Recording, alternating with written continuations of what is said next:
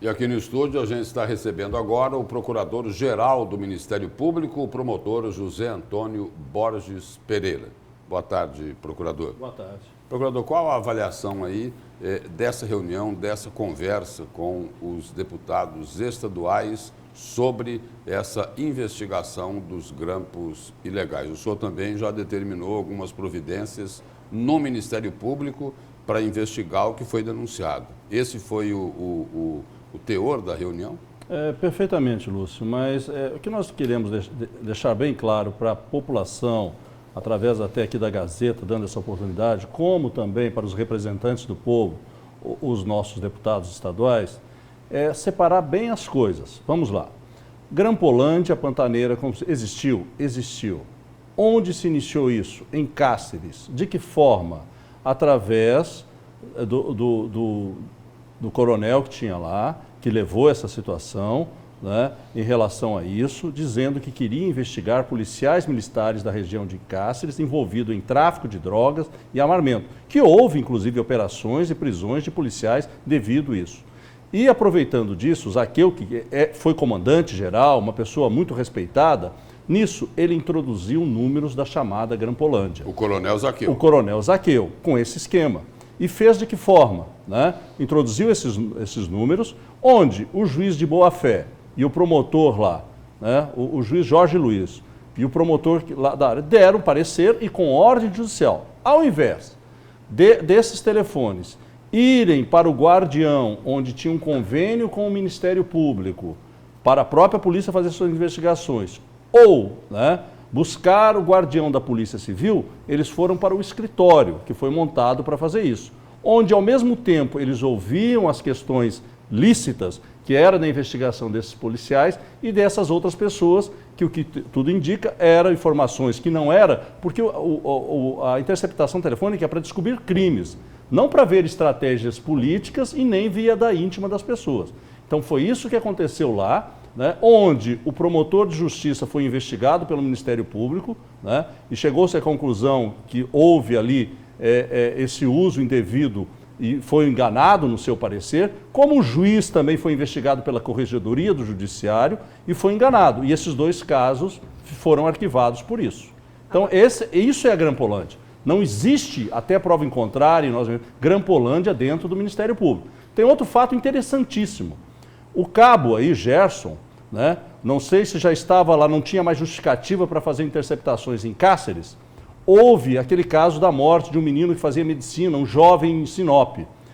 Numa visita política lá do Mauro Zac, que era secretário, juntamente com o coronel aí em relação a isso, olha, nós estamos precisando descobrir isso e fazer interceptação telefônica para descobrir os latrocidas.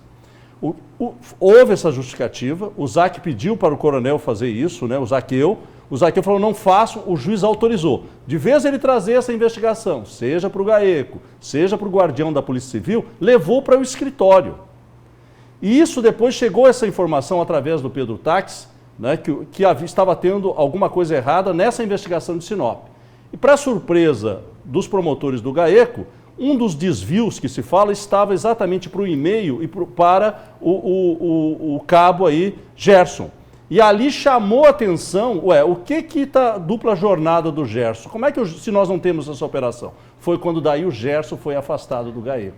Exatamente porque ele estava, ainda não sabia da Grampolândia, mas ali começou a ser desvendada a situação. Agora, procurador, durante essa reunião na Assembleia, o senhor deixou bem claro de que vai ter investigações internas no Ministério Público. Se depois, no final dessas investigações, o Ministério Público encontrar o envolvimento, for apontado o envolvimento de membros do MP, vão ser afastados? Qual que serão essas medidas? Há uma confusão aí na área, exatamente em que sentido? Veja bem, qual que é o maior problema desses policiais militares? Não é a pena de 4 anos.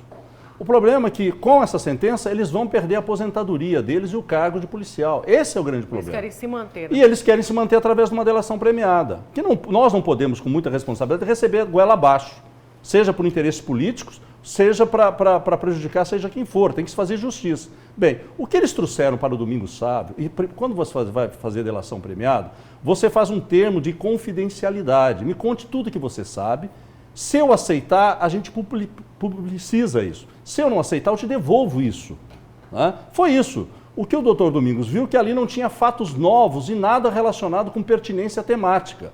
E ele devolveu, não tem. O que os advogados, junto com seus clientes, fizeram? Depois que saíram, que não foi aceito pelo Domingos Sávio? Publicizaram. A partir do momento que eles publicizaram isso, né, aí as providências serão tomadas daquilo que tem pertinência temática ou não. O que não tem pertinência temática? Por exemplo, essa chamada verba secreta, que não existe verba secreta do Ministério Público, existe diligências secretas e uma antecipação dessas custas, que depois há prestação de contas, inclusive para o Tribunal de Contas. Mas ele disse que esse dinheiro foi mal versado, apesar de ter passado pelo Tribunal de Contas. Nós vamos verificar se realmente existiu isso. Agora, o que existe pertinência temática é a placa. A placa que o GAECO teria sido dada para o Zaqueu e eles utilizaram nesse escritório. Quem é que teria fornecido essa placa pela denúncia dos militares? Segundo o Zaqueu, ele ganhou essa placa de um amigo coronel que morava no Rio de Janeiro e depois até morreu. Segundo o Gerson, não. Essa placa, o Zaqueu não conseguiu assim. E o Zaqueu está fazendo delação premiada, uma divergência de informação. Quem deu essa placa para o Zaqueu foi o nosso ex-procurador-geral, o doutor Paulo Prado. Fato é uma coisa, fato existe. Essa placa não está, apesar de estar em desuso desde 2007, essa placa, que é um bem inservível, né, essa placa não está mais dentro do Ministério Público. Então, o que aconteceu com essa placa? E dentro de um GAECO, que é um local fechado, de difícil entrada. O cabo disse uma coisa, o coronel disse outro. outra. Mas a placa não está lá, não encontramos a placa. Nós temos que investigar como essa placa saiu de lá, e isso, como é um bem público, e quem tinha acesso lá eram todos os funcionários públicos, a gente chama isso de peculato furto.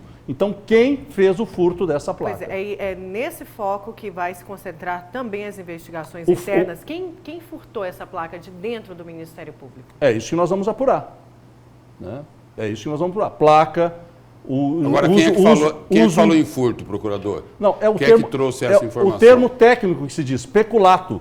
Se alguém, o seu empregado doméstico, ou se alguém de uma fazenda, um empregado levar, é só furto, porque ele não é funcionário público. Dentro do funcionário público que desvia um bem, chama-se peculato furto, que é exatamente subtrair alguma coisa que não lhe pertence, mas que você tem a posse pela sua função.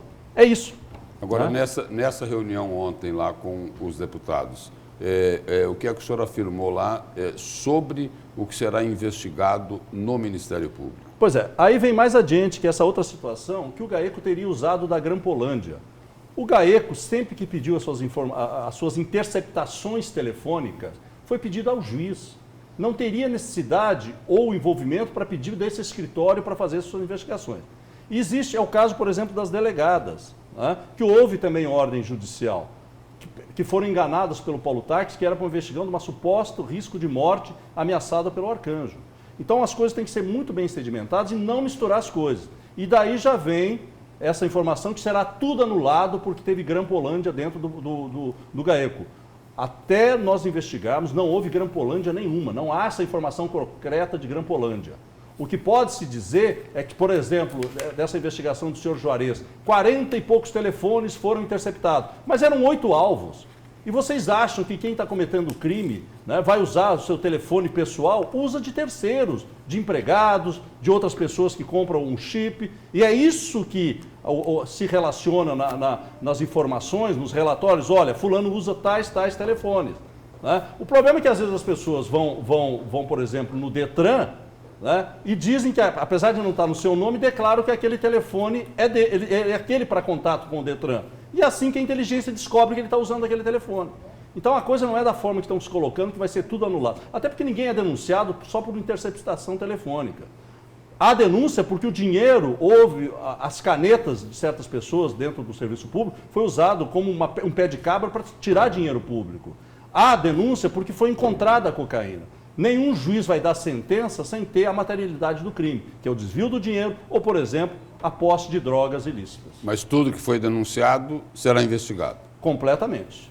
Pela nossa corregedoria, pelo doutor Domingos Sávio, continua se eventualmente promotores cometeram o crime, e administrativamente eu já determinei, estou vendo, para nós fazer uma auditoria no nosso guardião, que é onde são desviadas quando há interceptação telefônica. Essa seria uma auditoria externa? Externa. Não interna? Não interna, que já foi feita. Foi feita. Para ficar bem claro isso. Veja bem, o mais Não foi importante, apontado o nenhuma mais importante irregularidade. para eu, como hoje, como Procurador-Geral de Justiça, é defender a minha instituição. A minha, quando eu falo, a instituição que nós temos o dever de defender a sociedade. Se tiver nome de membros do Ministério Público que estão maculando a instituição, esses nomes serão extirpados. Agora, nós não podemos aceitar de pronto dizendo que houve Grampolândia no Ministério Público. Grampolândia existiu lá num escritório que foi montado com finalidades políticas. O que o senhor defende é que tem que investigar primeiro. Temos que investigar. Procurador, muito obrigado pela presença e pelas informações aqui no Jornal do Meio-Dia. Estar aqui novamente. Obrigada, procurador.